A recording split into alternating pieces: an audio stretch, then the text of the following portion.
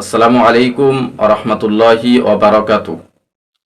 নাহমাদুহু ওয়া নুসাল্লি আলা রাসূলিহিল কারীম, আম্মা বা'দ। দীর্ঘ এক বছর পরে আবার আমাদের সম্মুখে পবিত্র ঈদ উল ফিতর উপস্থিত হয়েছে। আমি মনজুর আলমের পক্ষ থেকে সকলকে জানাই ঈদ উল ফিতরের আন্তরিক শুভেচ্ছা ও অভিনন্দন। আমরা সকলে ঈদের নামাজ পড়তে যাওয়ার পূর্বে কিছু মিষ্টি দ্রব্য খেয়ে ঈদের নামাজ পড়তে যাওয়া মুস্তাহাব। আল্লাহু আকবার, আল্লাহু আকবার, লা ইলাহা ইল্লাল্লাহু, ওয়াল্লাহু আকবার, আল্লাহু আকবার, ওয়ালিল্লাহিল হামদ, এই তাকবীরটি নিম্ন স্বরে পড়তে পড়তে যাওয়া।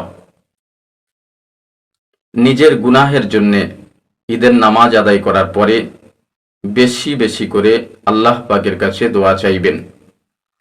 মানুষের সঙ্গে মুসাফা করবেন, কারণ এই মুসাফাতে নিজেদের জীবনের সাগীরা গুনাহগুলি আল্লাহ তাআলা মাফ করে দেন। সুবহানাল্লাহ।